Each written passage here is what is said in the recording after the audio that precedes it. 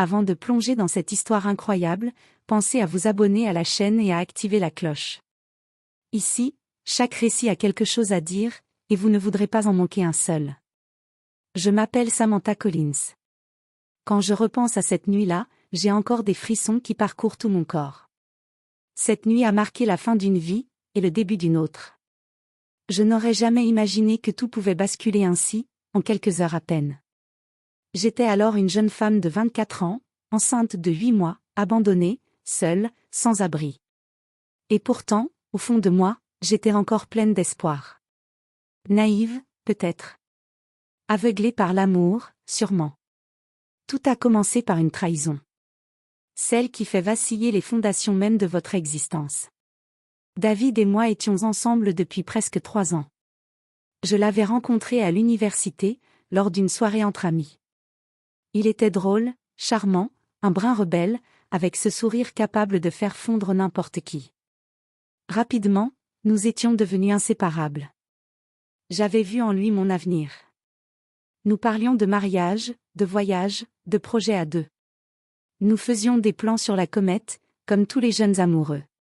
Quand je suis tombée enceinte, ce fut une surprise, oui, mais je l'ai accueillie avec joie. Je pensais que ce bébé serait le ciment de notre amour. Je l'imaginais déjà en train de caresser mon ventre, de parler à notre enfant à naître, de préparer la chambre ensemble, de choisir les prénoms à voix basse, tard le soir, blottis l'un contre l'autre. Mais je m'étais lourdement trompée. Dès que j'ai annoncé ma grossesse, j'ai vu son regard changer. Une lueur d'angoisse, presque de panique, s'était installée dans ses yeux. Au début, il a fait semblant d'être heureux, il m'a même embrassé et murmuré que tout irait bien. Mais, plus les semaines passaient, plus il s'éloignait. Il passait de moins en moins de temps à la maison. Il rentrait tard, parfois ivre. Les disputes devenaient fréquentes. Il disait se sentir piégé, prisonnier d'une vie qu'il n'avait pas choisie. Chaque fois que je posais la main sur mon ventre, il détournait le regard, comme si la vision de cet enfant à venir l'étouffait. « Je ne suis pas prêt pour ça, Samantha », répétait-il, la voix glaciale. « J'ai besoin d'air, de liberté. Je ne veux pas devenir ce type de gars coincé avec un bébé et une femme sur les bras. » Je tentais de le rassurer, de lui parler, de raviver ce que nous avions construit. Mais plus j'essayais, plus il devenait cruel. Il m'humiliait, m'accusait d'avoir saboté sa vie, volontairement. Un soir, il a même osé cracher.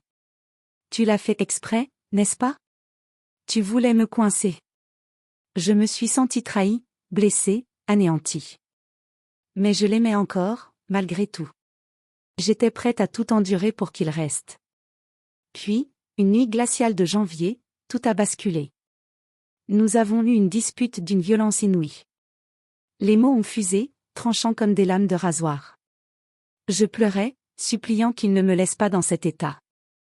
Mon ventre était si lourd, chaque contraction me rappelait l'urgence de la situation. Mais il n'a eu aucune pitié. Il s'est levé brusquement, furieux, les yeux injectés de rage. D'un geste brutal, il a ouvert la porte et m'a hurlé. « Pars. Je ne veux plus te voir ici. Tu n'étais qu'une erreur, Samantha. Une énorme erreur. » Je suis restée là, figée, incapable de bouger. J'espérais qu'il regrette, qu'il me retienne. Mais il est allé chercher un sac plastique, et a jeté quelques-uns de mes vêtements en vrac, sans même faire attention à ce qu'il prenait. Il a attrapé mon manteau et me l'a lancé au visage. « Dehors. Va te débrouiller. Ce n'est plus mon problème. » Je me suis écroulée à genoux, suppliant encore, la voix brisée par les sanglots. « S'il te plaît, juste jusqu'à l'accouchement. Je partirai après, je te le jure. » Mais il a fermé la porte sans un mot. Me laissant seule, dans le froid. Il pleuvait ce soir-là. Une pluie fine et glaciale, qui s'infiltrait partout. Je suis restée devant la porte un long moment, incapable de croire que cela m'arrivait vraiment. Puis, j'ai marché, sans but, sous la pluie battante, mes cheveux trempés, mes vêtements collés à ma peau, mon ventre douloureux. Je n'avais nulle part où aller. Mes parents étaient morts dans un accident de voiture quand j'avais 17 ans. Je n'avais plus de famille, plus d'amis assez proches pour m'héberger. Même les collègues que j'avais côtoyés avant de devoir arrêter de travailler ne répondaient plus à mes messages. J'étais devenue invisible, une femme enceinte sans toit, sans ressources, et sans espoir. J'ai erré longtemps dans les rues désertes de Greenfield, cette petite ville du Massachusetts que j'avais autrefois appelée « chez moi ». Mais cette nuit-là, elle me semblait hostile, glaciale, étrangère. Le vent s'engouffrait dans les ruelles, mordant ma peau, s'infiltrant sous mes vêtements détrempés. Chaque bourrasque soulevait ma robe trop légère, exposant mes jambes nues aux griffures du froid. Mes jambes étaient lourdes, enflées par la grossesse. Mes pieds, gonflés au point de faire craquer mes chaussures, me brûlaient à chaque pas. Chaque mouvement me coûtait une douleur atroce. Mon dos me lançait, mes hanches semblaient prêtes à se disloquer sous le poids de mon ventre. Et pourtant, je continuais d'avancer, sans but, parce que m'arrêter aurait été pire. Je marchais dans le brouillard, hagarde, titubante, les larmes se mêlant à la pluie glacée qui dégoulinait sur mon visage. Je n'avais plus la force de pleurer vraiment, seuls des gémissements étouffés sortaient de ma gorge, comme des prières sans écho.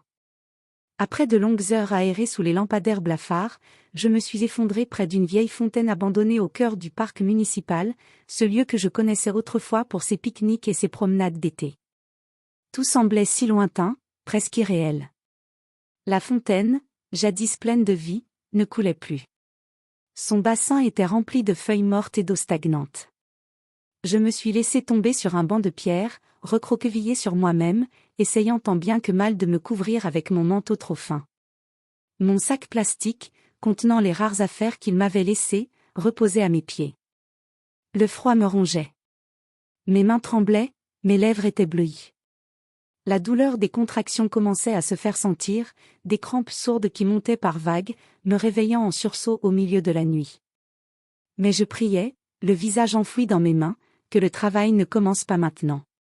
Pas ici, pas comme ça, suppliai-je à voix basse, la voix brisée. Je savais que si le travail débutait dans ces conditions, je n'y survivrais pas. Ni moi, ni mon bébé. Le jour, c'était pire encore. Les passants passaient sans s'arrêter, me jetant des regards accusateurs ou dédaigneux. Certains détournaient les yeux, gênés, pressant le pas comme si ma simple présence était contagieuse. D'autres, moins discrets, murmuraient en me dévisageant. « Regarde-la, encore une irresponsable. Elle a dû tomber enceinte d'un gars qui a disparu. Bien fait pour elle. Ces filles-là, elles ne réfléchissent jamais. » Leurs mots me transperçaient plus violemment que le vent. Chaque phrase était une gifle. Mais je n'avais plus la force de répondre, ni même de relever la tête. J'étais trop fatiguée, trop épuisée pour me défendre. Pour survivre, je fouillais les poubelles du parc, cherchant de quoi apaiser un peu la faim qui me tenaillait. Parfois, je trouvais une pomme à moitié pourrie, une croûte de pain encore comestible, ou un gobelet abandonné contenant un fond de café froid. Je buvais de l'eau glaciale au robinet public du parc, m'agrippant au rebord de pierre pour ne pas perdre l'équilibre. Mon ventre gargouillait, mon corps entier réclamait des forces que je n'avais plus. Mais je continuais, parce que je n'avais pas d'autre choix. Chaque nuit, je m'endormais sur ce banc, le ventre serré de douleur, les muscles raidis par le froid, espérant simplement me réveiller le matin, ou peut-être pas. Parfois, une pensée terrible me traversait l'esprit, peut-être que ce serait plus simple de ne pas me réveiller du tout. Mais aussitôt, un frémissement dans mon ventre me ramenait à la réalité, mon bébé. Cette petite vie fragile qui battait sous ma peau. Je ne pouvais pas l'abandonner, même si tout le reste du monde m'avait abandonné. Je murmurais alors, en caressant mon ventre gonflé. « Tiens bon, mon ange. Tiens bon, maman va trouver une solution. » Mais au fond de moi, je doutais. Je me demandais si je ne finirais pas par mourir là, sur ce banc glacé, dans l'indifférence générale, oublié, seul, avec mon bébé dans le ventre. Et pourtant, une partie de moi continuait d'espérer, ne serait-ce qu'un tout petit peu, comme une étincelle fragile dans l'obscurité. C'était un dimanche soir, l'un de ces soirs où l'air est si lourd qu'on dirait que le ciel tout entier pèse sur vos épaules. Le vent s'était calmé, mais la menace d'un orage était suspendue au-dessus de la ville comme une malédiction silencieuse. Les nuages, noirs et denses, s'étaient amassés au-dessus de Greenfield, avalant peu à peu la lumière. Je grelottais sur mon banc, mes doigts crispés autour de mon ventre arrondi. Les contractions étaient devenues plus fréquentes, plus violentes. Chaque fois qu'elles surgissaient, elles me coupaient le souffle, me laissant haletante, les larmes aux yeux. Je sentais mon corps me trahir, glisser peu à peu vers un point de non-retour. Je savais que je ne tiendrais plus longtemps. Je me balançais d'avant en arrière, tentant de calmer la douleur, de contrôler ma respiration comme on me l'avait appris dans les livres que j'avais lus en cachette, seul, des mois plus tôt. Mais ce n'était plus suffisant. La peur m'envahissait, me rongeait. Je n'avais plus aucune maîtrise sur ce qui se passait. Puis, alors qu'une contraction particulièrement brutale me pliait en deux, m'arrachant un gémissement que je ne pus retenir, j'ai senti une présence. D'abord, une ombre, indistincte, s'est avancée dans la pénombre du parc.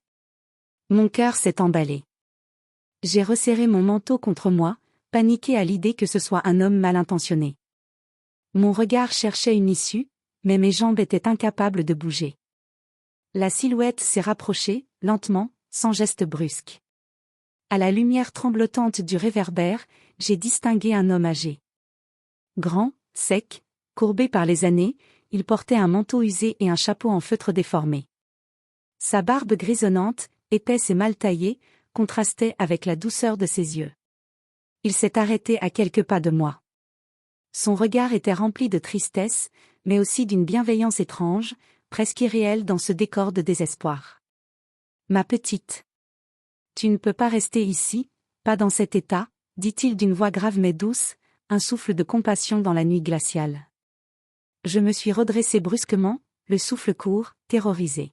« Laissez-moi tranquille, s'il vous plaît, ai-je bredouillé, la gorge nouée par la peur. Ma voix tremblait autant que mes mains. Mais il ne s'est pas détourné, ni offensé, ni menaçant. Au lieu de cela, il a lentement retiré une couverture en laine roulée sous son bras, avec des gestes mesurés, il l'a délicatement posée sur mes épaules. La chaleur soudaine m'a presque fait pleurer. « Je m'appelle George Whittaker, » a-t-il dit, en tenant ses mains bien visibles devant lui, pour ne pas m'effrayer davantage. « Je ne vais pas vous faire de mal. Je vous le promets. Je veux juste vous aider. Vous êtes en danger, et votre bébé aussi. » Sa voix était empreinte d'une sincérité désarmante. Il parlait avec ce ton calme, celui des hommes qui ont connu trop de douleur pour perdre du temps en faux-semblants. Je l'ai regardée, hésitante, oscillant entre méfiance et espoir. Mon esprit criait de fuir, de ne faire confiance à personne. Mais la douleur qui me lacérait le ventre, la fatigue accumulée depuis des jours, la faim, le froid, tout me tirait vers lui, comme un dernier recours. Je n'avais plus de force. Sa maison se trouvait à quelques rues seulement du parc, mais chaque pas pour y parvenir me semblait une ascension de montagne. Mes jambes étaient si faibles que je peinais à avancer, m'appuyant entièrement sur George, qui ne disait pas un mot de trop. La nuit semblait se refermer autour de nous, pesante, mais sa présence, ferme et rassurante, créait comme un petit cercle de sécurité dans l'obscurité. Lorsque nous sommes arrivés devant sa maison, j'ai levé les yeux vers la bâtisse. C'était une vieille maison en bois, au charme suranné, au porche grinçant sous le poids des années. Les volets délavés par le temps et la peinture écaillée racontaient des décennies d'histoires silencieuses. La lumière jaune qui filtrait à travers les rideaux donnait à l'endroit un air de refuge. Il a ouvert la porte, et une douce chaleur m'a aussitôt enveloppée, contrastant brutalement avec le froid mordant de l'extérieur. Une odeur sucrée flottait dans l'air, un mélange de cannelle, de bois et de quelque chose de rassurant, presque maternel. Cette odeur m'a frappé en plein cœur, ravivant en moi des souvenirs d'enfance, ceux que j'avais crus oublier. Je suis entrée en silence, encore tremblante, les jambes fléchissantes. Georges m'a guidée jusqu'à un petit salon où un feu crépitait dans la cheminée, lançant des ombres dansantes sur les murs couverts d'étagères remplies de livres et de cadres anciens. Sans un mot, il m'a aidé à retirer mon manteau trempé et m'a conduite jusqu'à une chambre du rez-de-chaussée. La pièce était modeste mais impeccablement tenue. Les murs portaient une peinture aux teintes douces, et le lit, recouvert d'une couverture en patchwork faite main, semblait m'inviter à m'abandonner. Sur la table de chevet, une vieille lampe diffusait une lumière tamisée, et un fauteuil en osier, usé mais confortable, se tenait près de la fenêtre. Georges a disparu quelques instants, puis est revenu avec une tasse fumante. « Tenez » a-t-il dit doucement en me tendant la tasse. Du thé à la camomille et à la cannelle. Ma fille adorait préparer ce thé. Il s'est arrêté un instant, comme pour rassembler ses souvenirs, son regard s'assombrissant, mais sans perdre sa douceur. Elle s'appelait Émilie, a-t-il poursuivi, la voix rauque d'émotion. Elle est partie il y a 10 ans. Elle était enceinte, 8 mois, comme vous. Un chauffard-ivre l'a fauchée alors qu'elle rentrait chez elle, un soir d'hiver. Depuis, je vis seule ici, avec sa mémoire. Ces mots m'ont percuté de plein fouet. Je ne savais pas quoi répondre. Mon cœur se serra en pensant à la douleur que cet homme avait dû porter, seul, pendant toutes ces années. Moi qui croyais avoir touché le fond, je venais de croiser quelqu'un qui portait une peine aussi immense que la mienne. Je n'ai pas pu retenir mes larmes. Elles ont jailli sans prévenir, des larmes de fatigue, de tristesse, de peur, de soulagement aussi, peut-être. Georges, sans un mot, a posé doucement sa main sur mon épaule, un geste simple, plein de pudeur et de respect. « Vous êtes en sécurité ici » m'a-t-il murmuré, d'une voix calme et pleine de conviction. « Reposez-vous, ma petite. Vous en avez grand besoin. » Je n'ai pas résisté davantage. Mon corps épuisé a cédé. Je me suis laissé tomber sur le lit, encore habillé, la tasse de thé posée à côté de moi.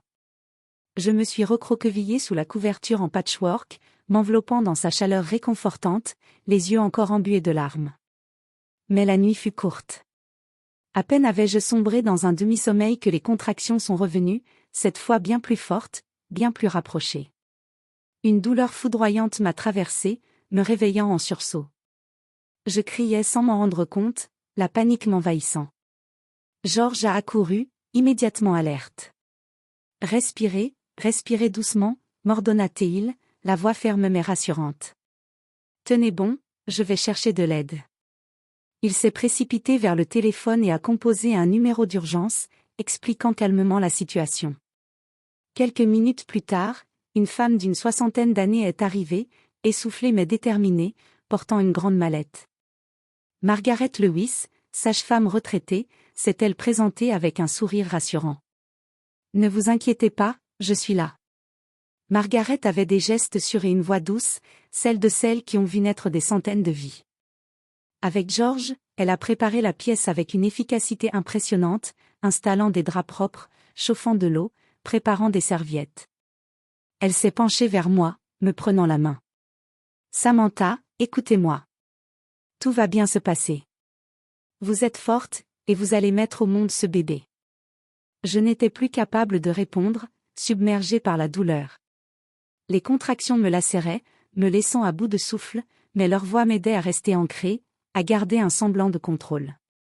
Margaret m'a guidée, m'apprenant à respirer, à pousser au bon moment, à relâcher mes muscles entre deux vagues de douleur. Georges, quant à lui, restait près de moi, me tenant la main, m'encourageant avec une douceur que je n'aurais jamais imaginée venant d'un homme qui m'était encore inconnu la veille. Les heures ont paru une éternité. Mais à l'aube, au moment où les premiers rayons de lumière filtraient à travers les rideaux, un cri a déchiré le silence. Mon bébé. Mon bébé était là. Margaret m'a tendu la petite créature minuscule, recouverte d'une fine couche blanche, chaude et glissante, qui poussait ses premiers cris de vie. Je l'ai serrée contre moi, le cœur au bord de l'explosion, des sanglots incontrôlables secouant tout mon corps. « C'est une fille » m'a soufflé Margaret, le sourire aux lèvres. Je l'ai regardée, si fragile, si parfaite. Je l'ai appelée Hope. Hope, parce qu'elle était la preuve vivante que même dans les ténèbres les plus profondes, une lumière pouvait encore naître. Georges, debout près du lit, les yeux embués, observait la scène sans oser s'approcher. Mais Margaret l'a encouragé d'un regard. Il s'est approché, les mains tremblantes, et a pris Hope dans ses bras avec une infinie délicatesse, comme s'il tenait un trésor sacré. Il a murmuré, la voix brisée par l'émotion, en contemplant son petit visage endormi. « Elle est magnifique, absolument magnifique. » À cet instant, j'ai vu quelque chose d'extraordinaire dans ses yeux, une lumière, une tendresse pure, celle d'un homme qui venait, lui aussi, de renaître. Et dans cette pièce, remplie de larmes, de chaleur et d'espoir, 3 vies venaient d'être liées à jamais. Je suis restée plusieurs semaines chez Georges. Les jours passaient et, jamais une seule fois, il ne m'a demandé de partir. Pas une allusion, pas un soupir d'impatience. Au contraire, il me traitait avec une patience et une délicatesse qui me bouleversaient. Au début, j'avais du mal à baisser la garde. Après tout ce que j'avais traversé, j'avais érigé autour de moi des murs si hauts que je doutais de pouvoir un jour les faire tomber. Mais Georges, sans jamais forcer, me laissait respirer. Il n'attendait rien en retour, se contentant d'être là, présent, solide, comme un vieux chêne enraciné dans la tempête. Il m'a aidé à retrouver confiance en moi, petit à petit. Chaque matin, il préparait un petit déjeuner simple mais réconfortant, que nous partagions dans sa cuisine baignée de lumière. Il s'occupait de Hope comme si c'était la chose la plus naturelle du monde, la berçant avec une tendresse infinie, fredonnant des mélodies oubliées de son enfance. Peu à peu, entre 2 tasses de café et des soirées passées près du feu, j'ai découvert que cet homme discret et réservé n'était pas seulement un vieil homme au cœur brisé. Georges avait été médecin toute sa vie. Un homme respecté dans tout Greenfield. Pendant plus de 40 ans, il avait soigné, consolé, sauvé, sans jamais demander plus que la gratitude sincère de ceux qui l'aidaient. Les photos accrochées dans son salon racontaient cette vie d'engagement, des clichés en noir et blanc d'hôpitaux, de collègues disparus, de cérémonies où il recevait des distinctions. Mais ce n'était pas l'orgueil qui transparaissait dans ces images, seulement l'humilité d'un homme qui avait toujours servi les autres. Un soir, alors que Hope dormait paisiblement dans le vieux berceau qu'il avait réparé de ses mains, Georges m'a tendu une brochure. « Je sais que la vie ne t'a pas épargnée, Samantha, m'a-t-il dit doucement. Mais tu es forte. Plus forte que tu ne crois. Tu peux reprendre ta vie en main, pour toi, et pour ta fille. » La brochure parlait de formation pour jeunes mères, d'aide sociale, de cours du soir. « Tu pourrais reprendre tes études, obtenir un diplôme, m'a-t-il encouragé, les yeux pétillants d'espoir. Je suis certain que tu pourrais accomplir de grandes choses. Je l'ai regardé, incrédule. Et Hope ? Ai-je murmuré, la gorge nouée. Qui s'occupera d'elle pendant que j'étudierai ? Il a souri, d'un sourire qui a effacé toutes mes craintes. Je suis retraité, tu sais. Et je crois que cette maison n'a jamais été aussi vivante que depuis que vous y êtes entré. Je me ferai un plaisir de veiller sur elle. Les semaines suivantes, je me suis lancée.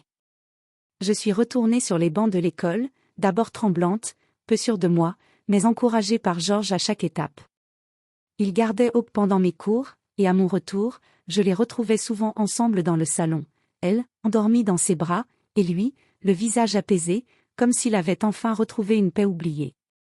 Notre lien s'est tissé sans que nous ayons besoin de mots. Il était devenu plus qu'un simple sauveur, plus qu'un refuge. Il était devenu une ancre, un repère, un roc.